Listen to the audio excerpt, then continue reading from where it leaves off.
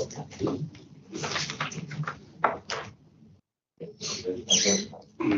good morning, everybody. I'm Councillor Jim Vernon, Chairman of the committee, and I'd like to welcome this morning Wendy Lucas. This is her first time in attendance, even though she's my deputy. She's been adjusting her schedule to make sure she can now make each of these meetings. It's Chairman's statement time, but I've decided today, after yesterday, the emotions and the problems that I'm going to ask everybody today. Can we park the politics? Can we keep it polite and professional? And we'll save it and reserve it for questions to the officers who have done a lot of hard work. We've all sat in these before. We've heard the audits before, etc. So any questions aimed at the officers, leave the politics aside. Keep it neutral, keep it professional, and I'll be a very happy chairman. You all of you, and the county, the whole county, had to put up with something yesterday that was forced upon it. I don't think there was anybody in the chamber yesterday, not a single person, that didn't want to be there, want to vote. So I accept that. I feel for you and I feel for the people of the county. But it's done now. So can we keep it down to the governance and the agenda today, please, gentlemen? I'd appreciate that. Okay, here we go. Item 1, can I accept the minutes as a true and accurate record of the last meeting on the 23rd of July? Vote required. No objections? Thank you. Apologies. Right, yeah, sorry, item 2, apologies. We have received apologies from Councillor Cathy Mason for other reasons, and the substitute is Councillor Martin Wright. I also understand that Councillor John is currently running late because of mechanical issues with her car, but she's expected at some point. Can you just confirm the members of the committee, please, Noel?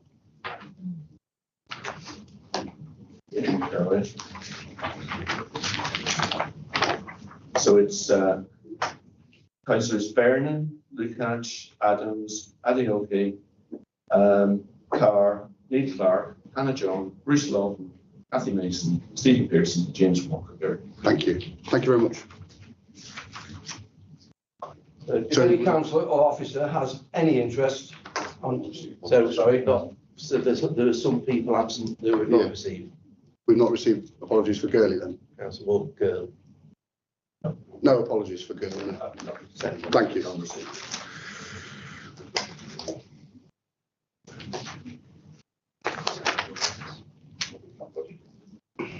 If any council officer has any interest in any matter on the agenda, you should declare it now. You should state what type of interest it is and give brief details. Any declarations of interest? No. No. I formally move the recommendation included on page 13 of the agenda pack. Members note the findings of the Local Government and Social Care Ombudsman and the lessons learned and the actions taken in response to findings to improve the future service delivery. Do I have a second, please? I second that. I'll now hand over to Richard Elston to introduce the report. Thank you, Chair. So this is an update, really, because it's been a while since we presented any cases due to the change of administration. Ombudsman cases, complaints that went to the Ombudsman over the last, well, since February, March time. So what I've done is I've collated all the cases, how many complaints we had as a council, because I think it's quite important to note that we had, nearly 600 complaints as a council. The Ombudsman received 40 cases, only investigated 5 of those, so it kicked out 35 because either the council had provided a suitable remedy, they agreed with our processes, or it just wasn't eligible for to be looked at by the Ombudsman. So it investigated 5 cases, fault found on 4 of them, 1 in adults, 3 in children's, all different teams, so it's not like a common trend or anything. In the report it kind of summarises the cases, what the Ombudsman found, and what the learnings are off the back of that. So happy to take any questions. Yeah, I think the important thing here, Richard, is common trend, isn't it? You know, that's why this process is in place. Yeah. Is if we pick common trend up, and obviously I'm assured that with your comments really that if there is common trend, we need to be made aware of that common trend so that we can actually hold the officers to account and get them into this committee and ask them what they're doing about that issue. Yeah. The fact that all the investigated cases are all disparate, I think is the word, then that gives me confidence in not drilling down in any one particular issue. Okay, but I do recognise also that the comment on EHCPs, you know, we recognise that as a common problem out there, and we do need to keep a monitoring eye on that. Because obviously the number of EHCPs that have been instigated needs to be checked on a regular basis. Absolutely, yeah. And the department are That's working. okay. Yeah, so the department are working hard and moving forward where we want the department representatives to come and help answer questions. They will be here. But actually, a positive on that is that the number of cases the Ombudsman are investigating or finding fault on is dropping. They're recognising the work that Nottinghamshire are doing. Good. They know it's a national issue, but the department are doing as much as they can. There will unfortunately be cases that go to the Ombudsman for EHCPs. But I think as long as our processes, and as long as we're recognising the faults early so they don't escalate to the Ombudsman, then that's as much as we can do. Yeah, I mean, I was the chairman of the committee that set up the Ombudsman's reports coming in front of the Governance and Ethics, and that's exactly why we're doing it. We do it. So continue the good work. Thank you. Yes, Councillor Carr. Yeah, thank you. I want to look into a specific case because it actually matches what I'm experiencing quite regularly with this department, and that's on paragraph 17 and 18, where we failed to ensure that occupational therapy was in place for several months, not just 1 or 2, several months, and the financial remedy was £3,800, and it was due to an oversight of an individual. Now, with a different hat on, I'm a borough councillor in Broxtowe, and when Broxtowe's housing somebody requests a wet room or a stair lift, they use occupational therapists at this authority to do the report, and by and large, it's poor. And I'll give you an example. I have a lady that can't get up the stairs. We've already put a stair lift in for her, and she desperately needed a wet room because all she had was a bath upstairs, and she kept falling over in the bath. The occupational therapist came. She didn't even watch the lady try and get in and out of the bath, and it came back that she didn't need a wet room downstairs. So I challenged it. The next thing you know, she receives a phone call from an occupational therapist saying, if you've got something to say and a complaint, don't go to your counsellor, come straight to us. Now, this has happened on more than one occasion. So are we as a committee, given that we're, this is an important committee, able to recommend that we ask as scrutiny, it'll be the children's or the adult social care and health scrutiny, to actually put this on their list to investigate? Because, as I say, it's quite a regular occurrence that the service is poor. Sorry, what district was that? What district was that lady in? Broxtowe. Thank you. So Councillor Carr wasn't asking about the district. Councillor Carr was asking about it going to county council scrutiny for adults. And I have to say, it has got that bad that Broxtowe are actually thinking of bringing their own occupational therapist, Okay. and employing one direct. You want us to feed that back to the department and then we can have that discussion about scrutiny? Yeah. Okay. Hannah been in, I'm sure she shouldn't take them to the list, but yes. We'll certainly pass that on. Sad case. Sad case. She's got one now, by the way. Oh, brilliant. That's what we're here for. Fight for our residents. Well done. Yeah. Sorry. Anybody else got any points? Yeah. Okay. Do any officers have any additional comments in response to the issues raised and the points made during the debate? No. Well, the report is for noting. Is the committee happy to accept the recommendations at page 13? Yeah. Thank you.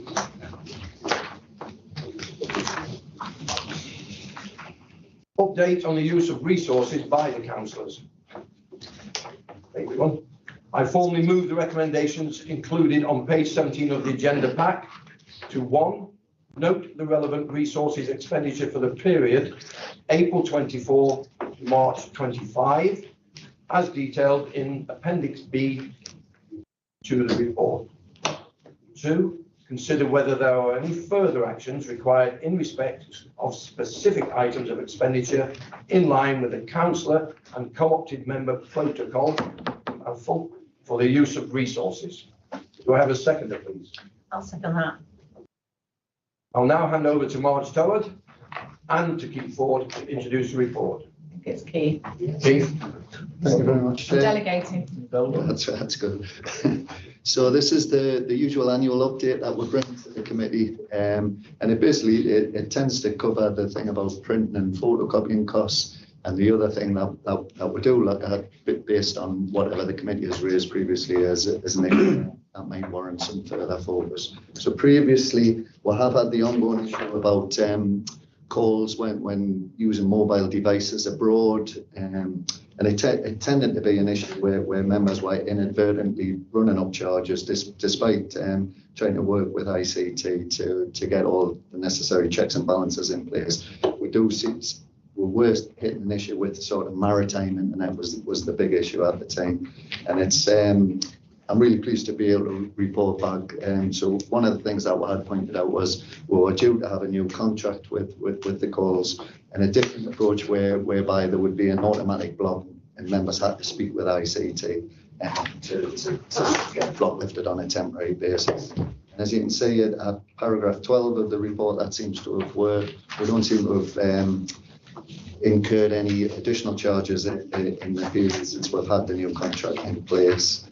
And in terms of the print and photo copying, that's detailed in Appendix B to the report.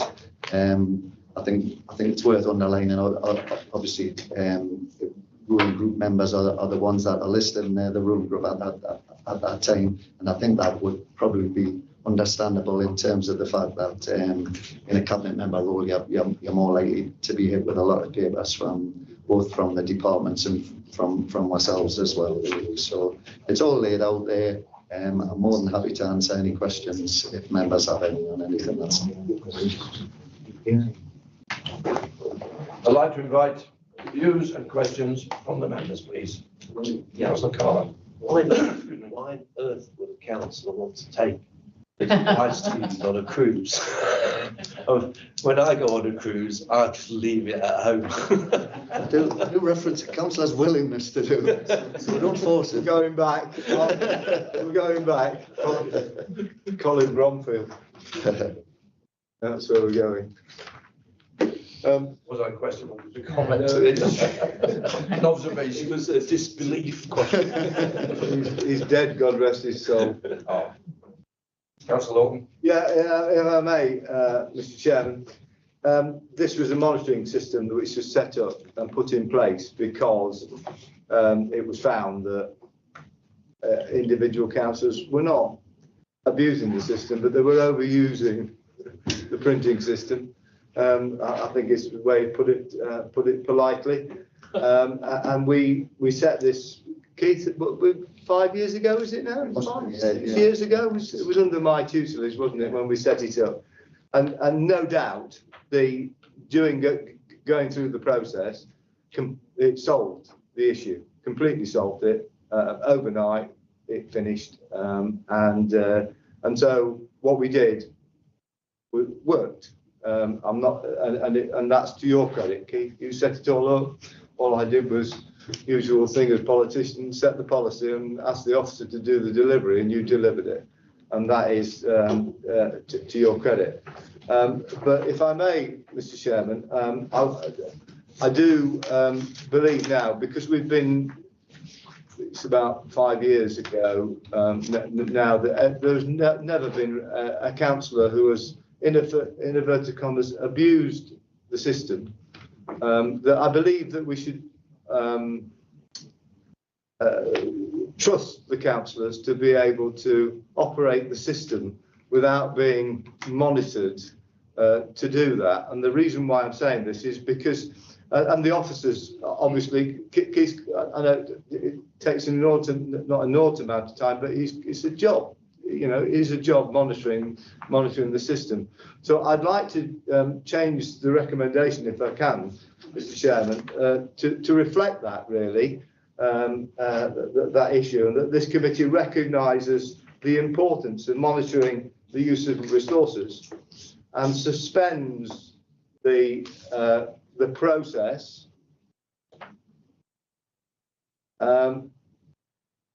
Suspends the process and only reintroduces it if there is an issue in the future. And why I'm asking for this change of recommendation is because there's no, it's unnecessary. What we're doing is unnecessary, and therefore can be reintroduced in the future if it's needed. You're adding it, you're not changing. Question to what Bruce has just said. I don't really disagree with it, but how do we know that there's a problem if we're not monitoring it? I think I mean, I would obviously continue to monitor because that's part of my job in terms of all of the members' budget, the Democratic Services budget. So I'll always have a hand in monitoring it. If what you're proposing is we'll cease the annual updates, I could still bring stuff back on an ad hoc basis if I'm saying anything. Yeah. When I'm looking at the budget, if anything is jumping out, and sometimes it's just, and it could be the odd issue, and I bring it back specifically around those issues. Really, I'd be happy to move. Chair, I'll second that. Yeah, just to say, in terms of the recommendations, is whether there's any further action. Yeah, just add to, so we can take it as an action rather than necessarily changing so the recommendations. It's a response to a recommendation too, is the notion that we don't bring these back on an annual basis. And more on an annual basis. It wants formally recording them. It wants formally recording this. Yeah, it'll be in the minute. So, Chairman, basically it just become, if you like, a soft monitoring rather than a hard monitoring. So it saves a bit of money, of time and costs, etc. I think we're all in agreement with that. Yeah, lovely. Okay, yeah, thank you. I would now like to invite any more views or questions from the members. None? Okay. So now we move to the vote. So can I have a show of hands in agreement for that action? Thank you.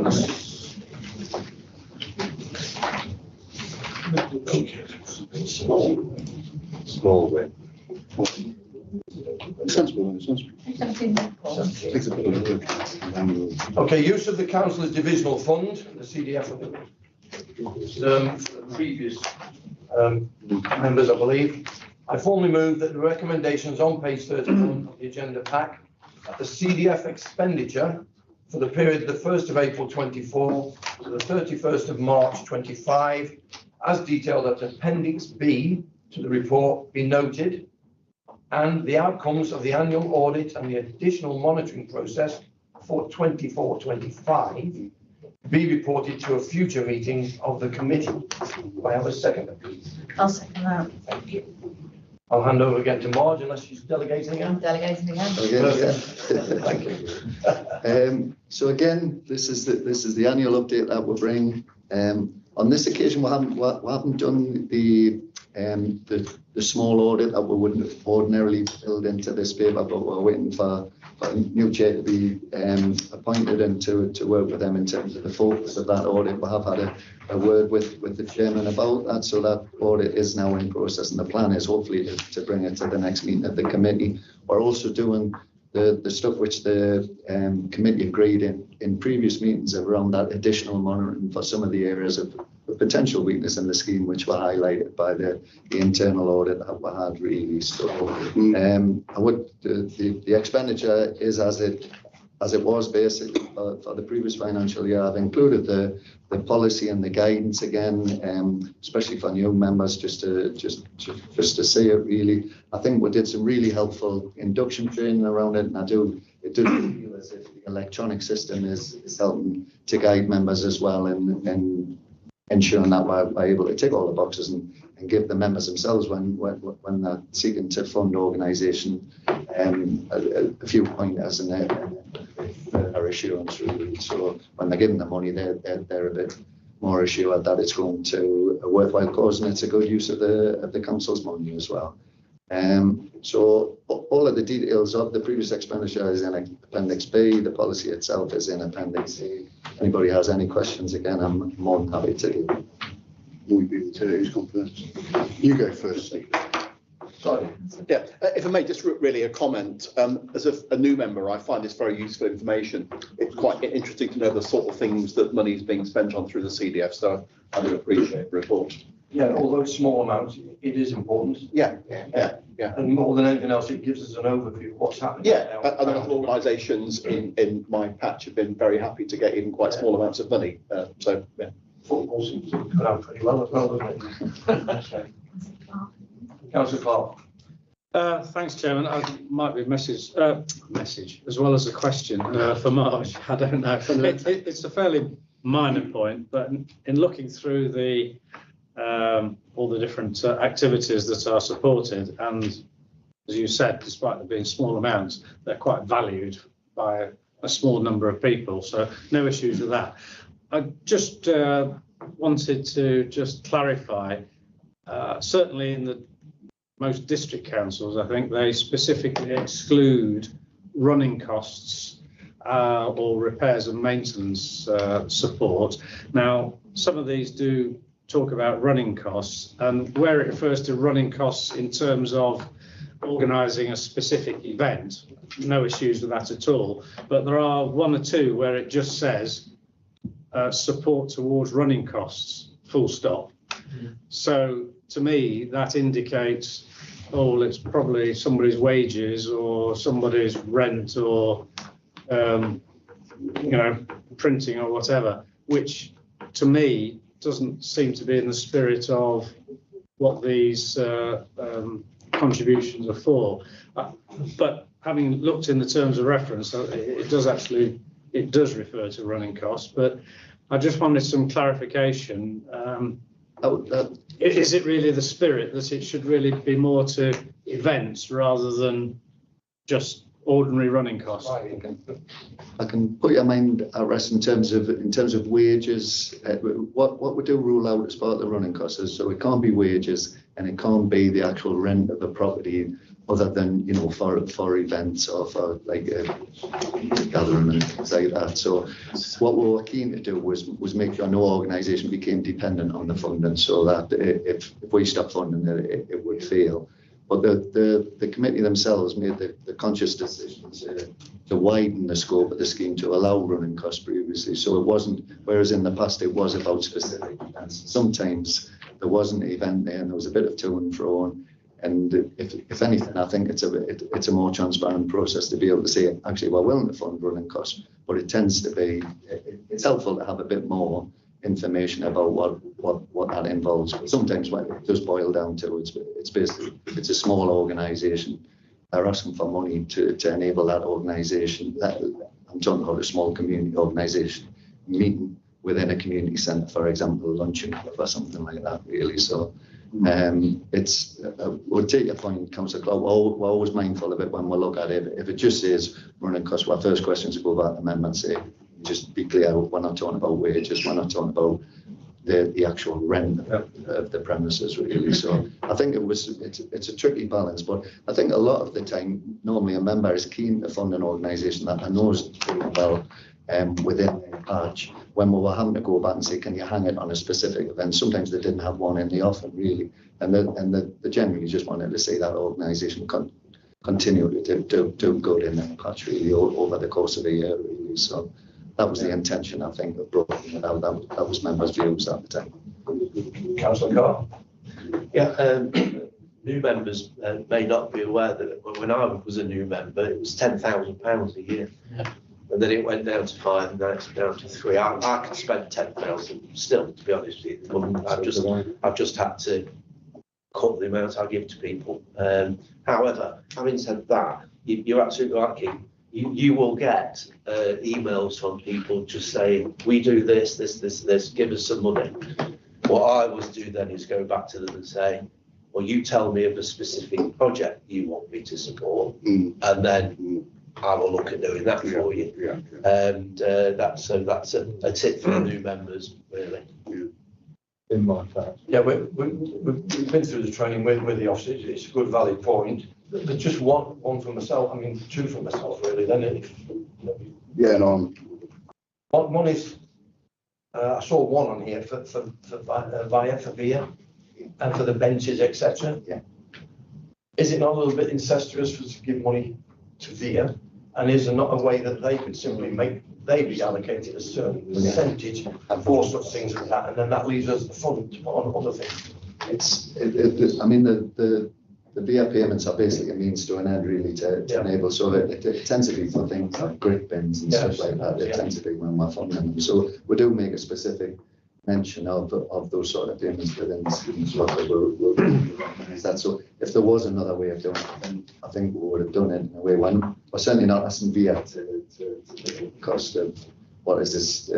What I can see is really minuscule cost most of the time. But grit, that should be VIA. Yeah. It shouldn't come from the CDF. From CDF is for other things out before. Yeah, this tends to be about blue grit bins, not the yellow ones you see in the street.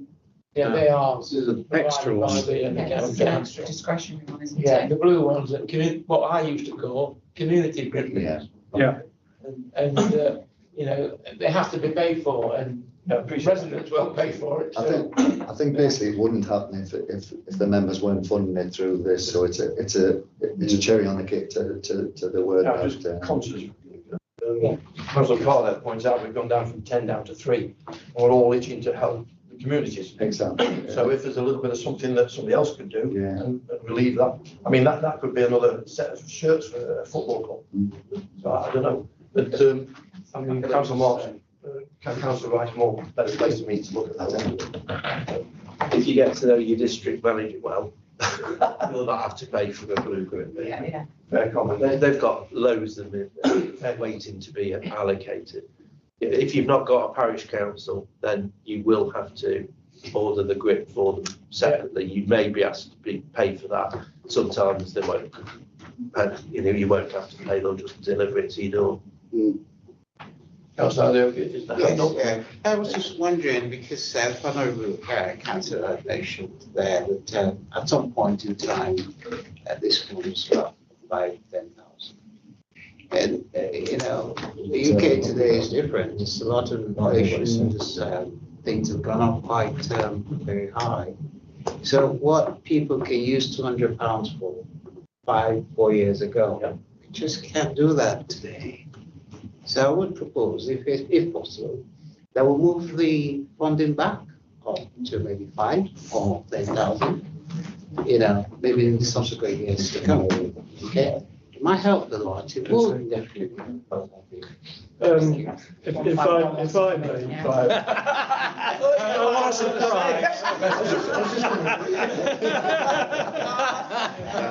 Oh, it rattled your occasion. Thanks, Neil. Or 100 grand. I mean, you know, if you really think it. Yeah, that is a policy decision. Yeah. It is a policy decision taken in light of the overall financial situation for the county council. Correct. Yeah. Yeah. So any decision about wanting to be up would not come from the committee. Would be from the political view of the administration to make the suggestion in light of the situation of the county council has a financial gap over the MTFS of 18.5 million as its starting point. Who knows what inflation is on all of the other pressures that the local authority face, particularly in children's social care and adult social care, which is the 75% of where we spend our money. You have to take that into its context. Yeah, but I do take your point, but I think there is a way of having a conversation with Councillor Matthews, is your first point around that, if it's going to be taken into consideration by the administration in setting the budget. Yes, well, thank you very much. That's a no. We'll leave that one with you then. Yeah. Support members. Ever the diplomat. Well, personally, Chairman's remarks on this, I like the way you spent money. I've looked at some of these and I know some of these, so there's nothing in there that leapt out at me. They're all good causes. They've all been given some money. You've helped a lot of people, so I'd just like to say thank you for that. Are there any more comments? Any more questions? No? Okay. Now let's have a look. Now move to the vote on the recommendations at page 31 of the agenda pack. Is that agreed? Yeah. Agreed? Yep. Thank you very much. Now the biggie. The internal audit. Term 3 is 24 to 25. Progress on term 2 is 25 to 26. The plan. So I formally move the recommendation included on page 73 of the agenda pack. 1. The committee notes the outcome of the internal audit, the work carried out in the term 3 of 24-25, and the planned coverage of the internal audit's work in term 2 of 25-26 to be progressed to help deliver the assurance to the committee in the priority areas. A second, please. I'll second that. I'd now like to invite, be happy to hear, Simon Lacey to introduce the item. Thank you, Chair. Good morning, all. Morning. I'll take it that people have seen the paper and read it. So what I wanted to do is just reflect back a little bit on the training we perhaps went through, perhaps in June, July time, to members, new members, to just go over how we approach the plan and the work we do. So we do the work on a risk base. We assess it every term, which is every 4 months. We moved away, we don't do an annual plan because it's out of date as soon as we've written it. And we make sure that we want to keep this plan fluid. So we're always looking back on the performance from the previous term. We've got a term in operation and we're looking forward to the next term in terms of what we plan. Plan that basis, we undertake it on a risk. We have an intelligence of information and assurance issues that come to us, and then we will rank them into which is the most favourable or which is the highest risk for inclusion in the term we plan. So I just want to remind you of that fact that we're not on an annual basis. We don't allocate days specific to audits or even an arbitrary level.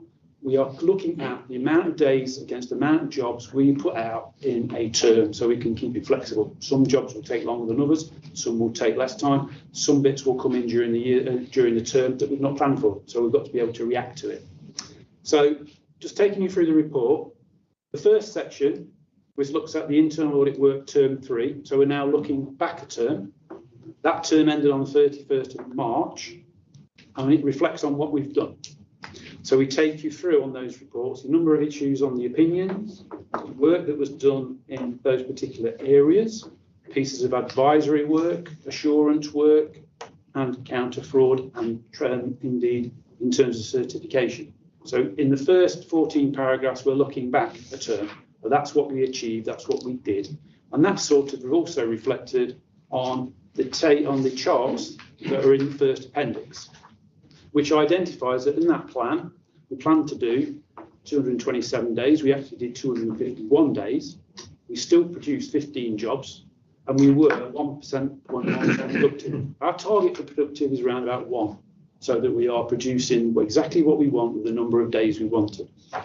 In this high-level review, we don't break down how many days we're taking on each audit, because that's very, very variable and always changing. So that's the first part of that report, the reflective look on what we've progressed. And then we look forward, as the next part of the report talks about, what's the proposed plan for the next term. So term 2 for us is August to November. So we use all our intelligence, all our background information, the discussions with corporate leadership team, with yourself, with the chair, vice chair, etc. And we pick up all of the potential topics that can go into this plan. We then undertake a risk assessment and rank them. So that's what is done to actually identify what is in Appendix 2. So we've then gone through all of those potential areas of coverage. If you recall the previous training, we break that down into a governance framework. So things that we talked about last time, we have to do stuff to make sure we've got information for the annual governance statement, for the actual action tracking, for our approach to continuous audit. All of those are givens. The next given in that section is what we do on counter fraud. That happens irrespective. There's a certain amount of activity that happens all the time on counter fraud in the background. But there's also some topics that we will pick up because we've got some national intelligence or local intelligence about those activities. The next bit on the plan goes for certification. We have to audit and review certain grant-funded certifications during each term, and that's the next part of the plan. Which leaves us with the bit on the assurance, which is where we come in and we use our intelligence, we use all the information we've got, and we will rank and assess whether we think that's the next section of work that we ought to be focusing on. It might be it's not been done for a while, it might be there's a certain risk involved, and it might be some intelligence that says we need to look at this area. That's how we would assess it. And then right at the end of Appendix 2, you'll see something called the forward plan. So not only are we at this stage thinking about what to do in term 2, we've already thought about what we need to be thinking of doing in term 3, because we can't do everything we want to do. Everything on here is ranked high. There are things that get risk assessed as amber and low. We just haven't got the time to do that. But we then pick out from that potential risk assessment of what is, if we couldn't do that, this is what we're going to do next time. And it's literally lining us up with a programme of work for the next term that comes along already. So we've got a vague idea of what we would want to do come December to March, the next term for AMP. We always go then through what days we've got available for auditors. So the team, there's 5 of us. Look at that, the number of days we've got. We then have to also put some days aside to support the Nottinghamshire Fire contract, which is the 46 on that table, and that gives us the resources we've got. And then it's just a simple accountant's exercise to balance up what we can actually do between those days. That gives us 4 months of activity. It's really flexible, but you'll always see when we come to that outturn that there'll always be some unplanned activities. So that gives us the flexibility to move our days around because something more precious has come along. We have adopted this agile approach because, as I've said before, we can't plan a year in audit. It's ridiculous. We can't hardly plan for 4 months. This approach gives us the adaptability to change our resources next week if we needed to, if something else came along, which is the way we want to be. And the way that we monitor that at the higher level is to make sure that we look at those charts on Appendix 1. We're looking at the number of days inputs and the number of outputs actually done, and that gives us the balance. The topics in the appendices we've been through and we've risk assessed, we've discussed this already, go through corporate leadership team first to endorse the coverage, and we discussed that with chair and vice chair. So really that was just a recap of how audit approach it, irrespective of what the name of the topic is. That approach takes us by all the way. So happy to take any questions. Yeah, well, one for me, we discussed this in pre-agenda, but it might be helpful for the public. I know we don't get massive viewers, but there's people sitting there listening to this, obviously you need to explain. Could you explain a little bit more about the intelligence? How we gather the intelligence and where we link up either nationally or locally? Okay, so just going back with reference to that Appendix 2, the section that is in called assurance there, our sources, I sit on national networks for heads of audit. I sit on local forums for regions, for counties, and we sit in with the intelligence hub for Derbyshire and Nottinghamshire. So we've got 3 local sources of fellow auditors from an audit profession. We also sit in on intelligence hubs for counter fraud. So we're involved in the National Fraud Centre, the National Fraud Initiatives, the national arrangements that are run by the City of London Police Authority. We've got the local contacts with the police in the region for any potential overlap in terms of counter fraud. We have a link in with organised crime, and they give us opportunities to pick up topics that go under the counter fraud ban. We have a link in with the National Cybersecurity Agency, and we pick up cyber risks and cyber essential threats. And we also have a link in with a cyber network in, again, use a national and a local remit, which gives us intelligence to pick up for anything in relation to cyber crime, cyber activity, cyber risk. So we have really three main sources that we use our intelligence for. The fourth source is the County Council. All of the CLT, all of the service leads, all of the service heads, executive directors, we converse about what are the risks that are happening in terms of your organisation. Some of the national risks we just can't respond to. We'll be a party to, we'll be aware of. I can't do a lot on organised crime, but I can do my little bit. Not can't do everything to cybercrime, but I can let ICC know. So this is where we pick all that up into our intelligence hub, and that's what gets risk assessed on a simple red and green basis. So we have to whittle that down. I think the last time we looked at the intelligence hub, we got about 180 lines on it of potential tasks that we could do, and then we bring out the top 10 or 15 that you've got the opportunity to do something about during the term. Sorry. Thank you for that explanation. I kind of like the we're linked to organised crime. So has anybody got any questions, please? Thank you. Just a comment, really. I mean, I think this is incredibly detailed and strong process, looking at all of the detail and understanding it. And I think as a council, it shows that when you have got stringent checks in place, that we get decent output and good results. And I think it shows the council is in a good way. And I think that work that you've put together on that is what creates that environment. So I just want to put on record congratulations to your team for the fantastic work you've done in ensuring that happens. Thank you very much. Thank you very much, Councillor. I'll pass that back to the team, and Andrew, indeed, is the team leader today. He does this. This is his role, his job, and we'll pass that back on the team meeting. Thank you. Thank you for that. I appreciate the detail, but also one comment to pick up on that is we do put in here numbers as members of this committee. Please hold me account to that table, which is the overview of what numbers go in. Yeah. Don't hold me to account on whether it's taking you 4 days to do this or 6 days to do that or 7, because that's what I'm just trying to explain. We are agile and moving on those numbers. They're there in effect to make me add up the number of days I can put with my resources. And the other thing is, appreciate the comment on detail, but deliberately for this report and for the public domain as well, the information and the rationale on what we're actually going to do, which you see in Appendix 2, rationale for insurance requirement. I may leave that rather vague at some stage because I'm not going into the detail of what we're actually going to do in an audit, put that in paper. But if you wanted to know anything further of that, then I'm quite happy to explain to you what we would do. That's not really for today's or for conversation in public. Yeah, for the public's benefit, there are things that are under review all the time, and there are investigations ongoing, and we wouldn't mention those in public forum. Any questions outside of that, Councillor Orton? Yeah, Simon, I'm going to hijack your report. How are you getting on with the insurance mapping? Insurance mapping works really well. And I think, again, for the new members, if you recall the training where we talked about assurance mapping, how we take assurance across the year from all of the departments, from all of those areas across the council, which Councillor Lawton knows, helps us to rationale as to where we do what we need to do, because we've got an infinite amount of resources. It gives us assurance. It means that we don't have to do everything, and we can make sure we're looking at the most effective way in our term linked process. One example of that came to mind today.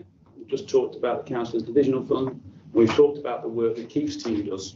Keith's got a work programme that we've sat down and worked with him. His team do that work.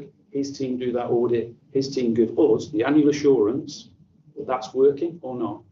I don't have to do it because I'm getting assurance from Keith's work that's supervised by, or not supervised, but overseen by us. We get assurance. We do that elsewhere. We do that in adults. We do that in children. It stops us as audit having to be involved in all of that detail. So it's working really well, and we will be reporting back on that again in due course. Thank you, Mr. Any more questions? Well, I'd like to echo that praise. I've sat on a few committees now, including some that are run by the city. And I've been super impressed having sat through the training and the pre-agenda meetings, etc. It's a good system and it seems like it's in good hands. So I'd like to extend the chair's thanks as well. So, no additional points then. Vote for the accounts. Sorry.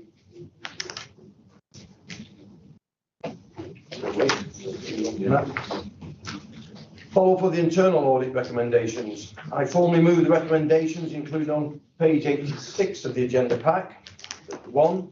The committee notes the contents of the reports and the progress made against the internal audit recommendations, and that a further progress report and an update on those actions outstanding be included in the next 6-monthly review. Do I have a second, please? I'll second that. Thank you very much. I'd now like to invite Simon Lacey to introduce the item. Thank you again, Chair. What item, sorry? Again, I'll refer back to the training and to those who before. One of the key aspects that audit is here for is to make sure and monitor the change process that things happen. But the key thing to keep in mind as auditor, it's my role and responsibility to make those recommendations to management.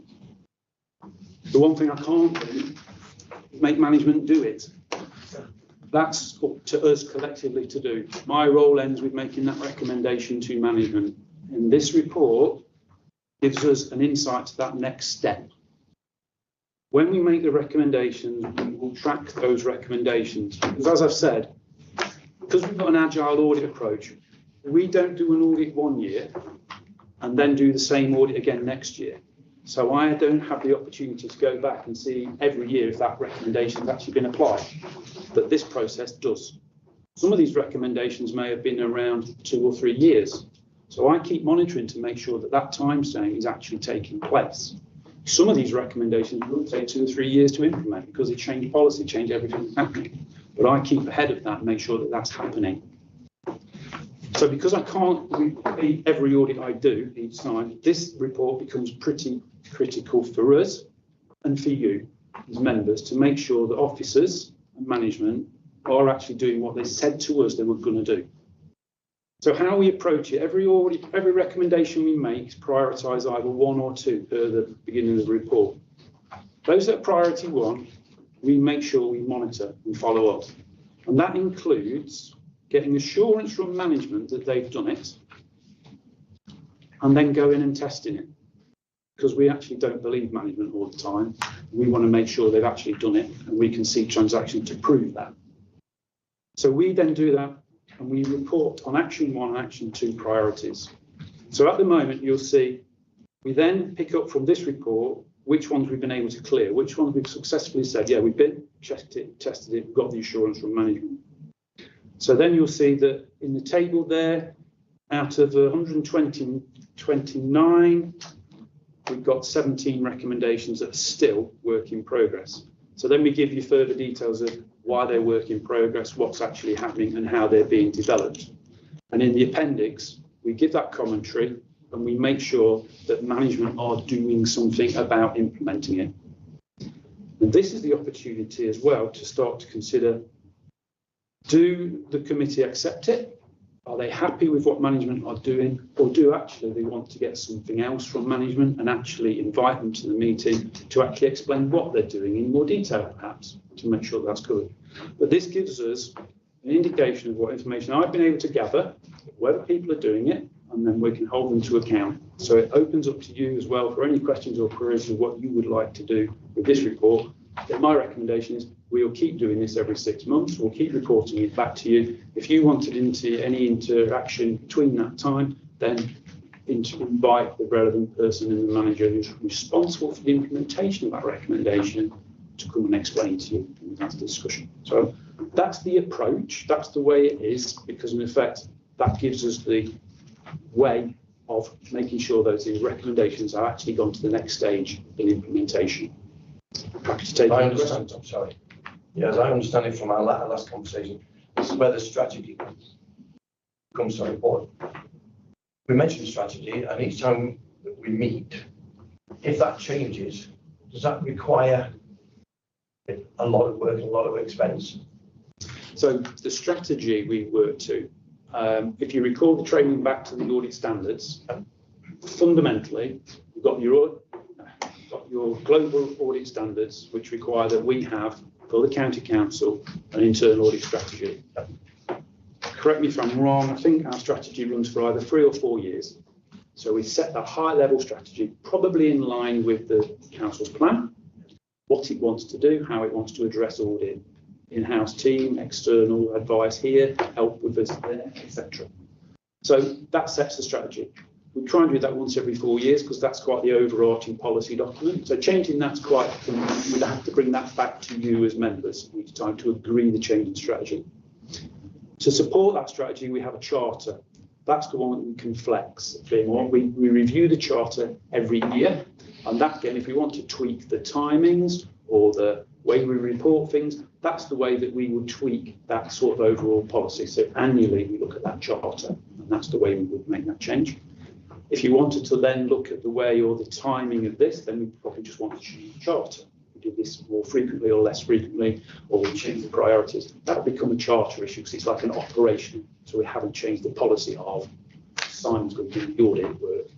The charter will say we'll do it this way. So that's probably the best thing for us to change. So are we literally, to say, a phone call and email away from changing strategy if we find something that? I think rather than a phone call away, we'd probably have to go through a discussion process. We'd have to go through a consult with this group, consult with CIT, make sure that's happening, come back, put a proposal. So I wouldn't say it's a phone call process, but we would need probably, your time frame would probably be 2 or 3 committees so that we could put a proposal together, get it endorsed and then get it operational. The way that would work. So I think that's the sort of democratic way of doing it. I like it. Thank you.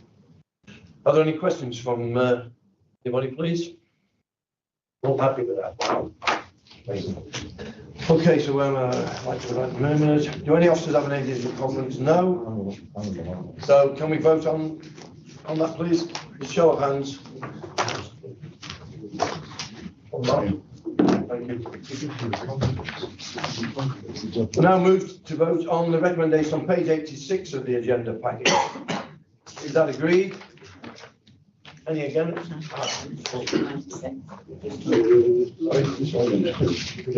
I formally move the recommendation included on page 96 of the agenda pack that the committee notes and comments on the external auditor's progress to date on the 24-25 audits for both Nottinghamshire County Council and the Nottinghamshire Pension Fund.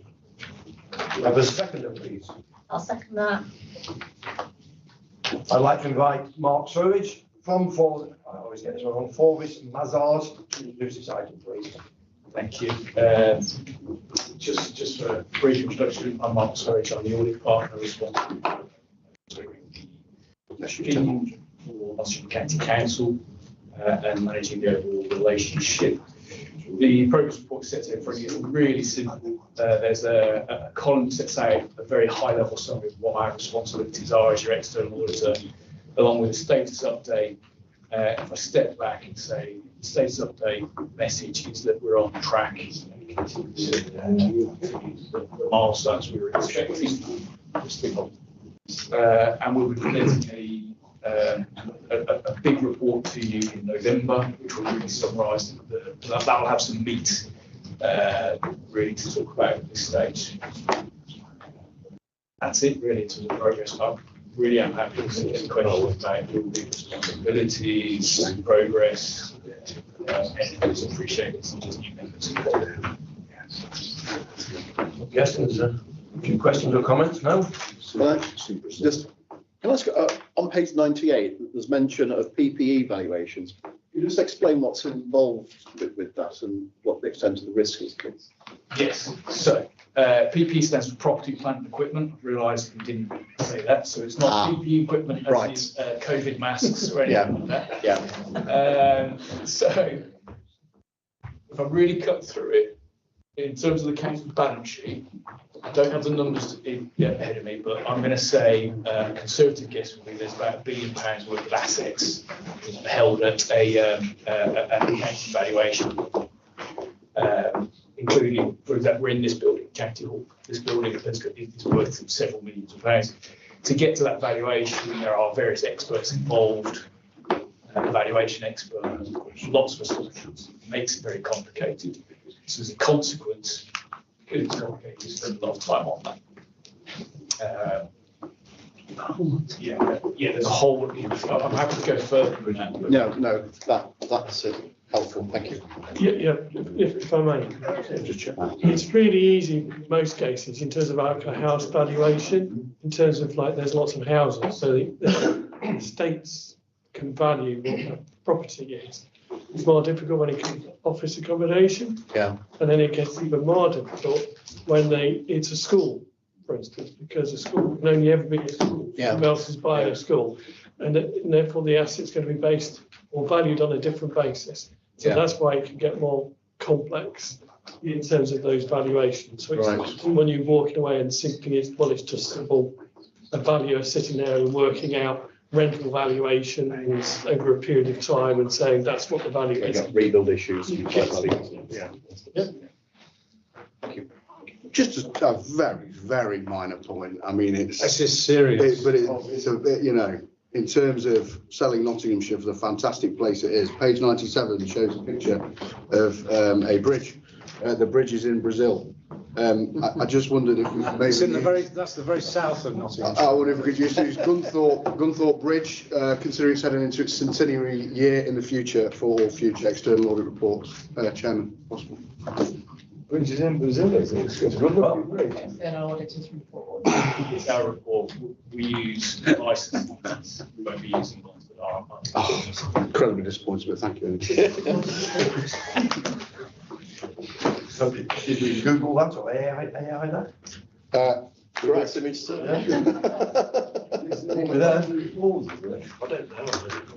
Right, is there more comments? Okay, the vote's simple then. The report is for noting. Is the committee happy to note the updated report? We get on with that. Yeah. That's what I need Friday. One of the big four. So we're now to the work programme. Are there any amendments to the work programme? I've got one. I'll let you go first. I haven't got one, I was scratching my head. He was amazed to see a hand go up. You can't move in here, can you? Sorry. Thank you. Yeah, just I'd like to look at how we note apologies in meetings going forward, and how we note apologies when given and apologies when not received, both in terms of the output of the paper in terms of minutes, but also online. You know, when you go into a council's detail at Gedling Borough Council, for example, you get a full breakdown of a report of whether apologies have been received or not. And it's also helpful for residents to understand when, you know, councillors are attending meetings and or not attending meetings. So just really something to add for the future. If we could add that into the work programme, please, to look I'm at. not sure that's for the work programme. I think that's for us to look at in terms of how we How you operate. record it in going forward. Yeah. So how would we record that then in terms of future? If you look at the minutes of the last meeting, Councillor Adams, it clarifies if apologies have actually been received. And elsewhere, the attendance, it would say if somebody wasn't present basically, and I think Councillor Lawton had raised it previously, actually, which is why we started making it more upfront as well as just having it in the apologies as well. Yeah, there's nothing on the website that currently reflects that. If you go to the committee, yeah, hand on heart, I'm not sure if they're all 100% up to date at this moment in time, but the part of the clerk's role when they walk away from the meeting is to go to the SEMAS page, so the page where you normally say it, and it would say who actually attended the meeting. In terms of the members, anyway, it puts a tick alongside, and it also gives whether apologies have been received. Does that reflect in terms of percentage? It doesn't, no. That's sort of what. If I can send you a link then, maybe outside of this meeting, that shows you what they do at Gedling and how it's recorded. Interesting to see if it's used in that sense. Yeah, because obviously, I think you know what I love about this is how it says apologies on there. You know, but it would be great if it said apologies or no apologies received. You know, just to make that crystal clear that the proper processes have been followed. It would normally say that if somebody hadn't been present and they hadn't sent apologies, it would be apparent from. Yeah. I'll send you that as well. Plus pop it together in the email. Yeah. Great, thank you. Thank you very much. Good point, well put. Councillor Lawton? Yeah, just a quick one. I know there's a constitutional working party going on. I'm wondering whether we could have some report on the progress at the next audit and accounts committee as to the recommendations that are coming through, so we can comment on them. That is fair comment. We've had the initial meeting where we kicked the ball around and decided who would be contributing, how we were going to make the progress, etc. So we don't really have it. No, I just, yet. Mr. Chairman, if I may, it was just to give the committee the opportunity to be able to comment on the recommendations on the constitutional work. I think Marge made it clear it's going to be cross-party. Yeah, Marge? Take the view, sorry. So we did agree. Sorry, I apologise. In the meeting, in the cross-party working group, we would bring something back here, but I think as Councillor Byrne said, we just had our first meeting, so whether it be to the next meeting or the one after that. Yeah, it's just there's nothing on the. No. It's actually marked on the final page to be scheduled. Oh, right. Sorry. I missed it there. There you go. No worries, not a problem. Yeah, so Thank you very no, much. we're not bringing back, it's just not sure where. Got to have mine yet. We're quite eager to bring it back, and we recognise there's a lot of experience that's gone ahead of us. And it'll be our first time in there, not the first time for constitution, but certainly at council level. So we do value input really a lot. So look forward to that. So I got one amendment to make to the work programme. So something that I will be bringing would be an update on member conduct complaints. Yes. A summary of Just to say, Chair, that's an issue I raised outside the meeting with Marjorie, and thank you for picking it up so promptly. I'll do it either for October or November. I'll try for October. Great. Thank you for copying on that. Could I just That got me thinking. I thought, is it me? Not that there will be any, of course. I've just noted I've been over eager on mine. Can we move the charter to the meeting after the strategy? Because it does make sense to read the strategy before we write the charter. So I think I've been trying to be too eager. So just for clarity, is charter moving from So you can move the charter from November to January, the strategy in November, follow the others.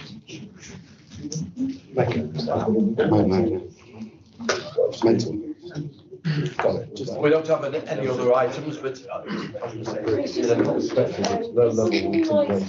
Reviewing the interview process for senior positions, is that something that can be put forward for the work? Not for this committee, it must fall within the remit of this committee. I think if you wanted to ask us to look at that, you'd ask us as officers to look at that, because it's a process that's run by the head of paid service. Yeah, so if you wanted to look at that, I'll have a conversation with the outside, because obviously it falls within my remit, and happy to look at that's how we can look at that, yeah. I will now formally close the meeting. Please stop the broadcast. Thank you, Mr. Chairman. Thank you, Chairman. Thank you.